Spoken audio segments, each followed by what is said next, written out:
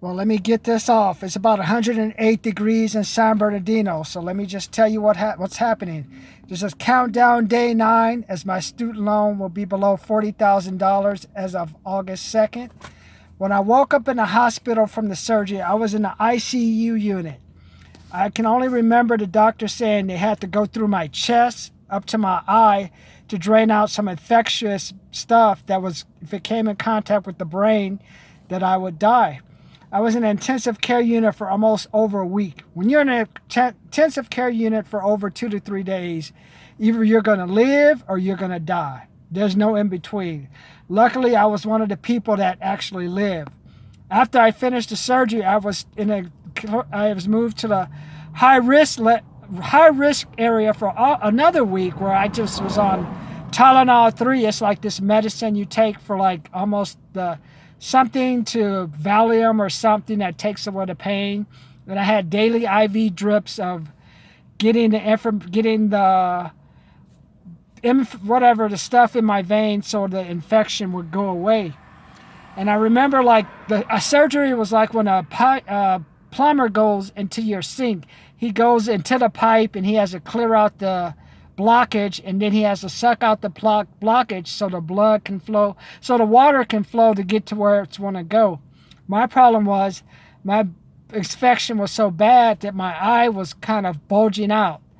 And I was like 18 years later, and I still have to take allergy medicine, because if I don't, the infection could come back and my eye just would be total. The eye could swell up and it could just bulge out. I'll let you think about it on your own. The only way I got through that crisis was I had some insurance to help pay for the surgery. They wouldn't even take me into the hospital until they double checked the insurance. So that shows you how much that you got to have money. And then after the surgery was over, I still had to pay for about 4 weeks worth of medicine. I had that permanent IV thing put into my arm. It's like the movie from Saw where they put it in and the chemical would come into me. So I just want you to think about what would happen to you if you didn't have enough money. Right now, I'm working on a project to raise $2,000 to $5,000 this month. In addition to helping pay off my student loan, I just want to have that emergency money to handle emergencies that come up. So luckily today, I went to the post office, and what did I find? Probably doesn't show right, but I got like a check for $70. Hey, that's like a week's worth of grocery plus gas. So that's what I got from working and taking the weekend off and just doing a little bit to make some extra money. So now as I'm heading off to the gym to work out, and after that I've got to work on a project where I'm going to start doing some cold calling. So I just want you to think, hey, what would would you do if $70 extra came in addition to your paycheck? As you know, 76% of Americans are living paycheck to paycheck. This is about the month where a lot of people start running short. I want you to watch the people around you and just see how frustrated they are, see how depressed they may be. And then makes it even worse, like none of them have any money for an emergency. So I want you to look around you and see how many cars are driving with those donut tires. And I also want you to listen out and hear, when they press on their brakes, I want you to hear, are the brakes going fine, or do you have like this scraping noise? If you hear somebody pulling up next to you with the scraping noise, I advise you to get out the way, because they're just right.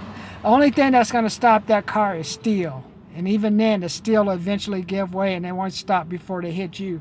So instead of them having the rubber that's going to be the brake, or whatever that crystal rock stuff will be, your car will be the brake.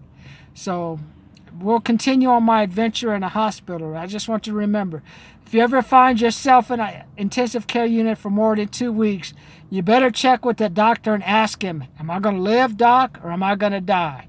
If you find out, are you going to die? Do you have money and plans in place to take care of your family? Do you have enough money set aside so they can bury you?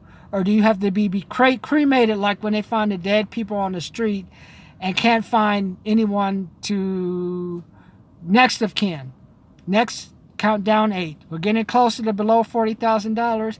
I want you to look at my previous videos. I want you to learn, hey, how did Martin get that student loan from $94,000 to below $40,000 in 24 months?